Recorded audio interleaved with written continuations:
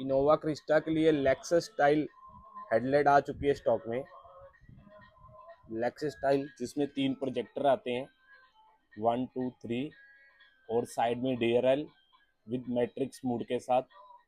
Back side में आ चुकी है अल्फार्ड स्टाइल टेल लैम्प जो 3 पीस में आती है। सेंटर का पार्ट हो गया और साइड के पार्ट हो गए, और GR का trim kit carbon fibre with logo के साथ।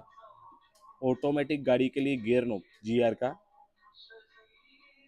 और मैनुअल गाड़ी के लिए carbon fibre, full carbon fibre के साथ। और स्टीयरिंग LC 300 GR का विद एयर बैग के साथ। जो आपको भी कुछ लगाना है तो प्लीज़ विजिट कार को टॉप गियर खारगे।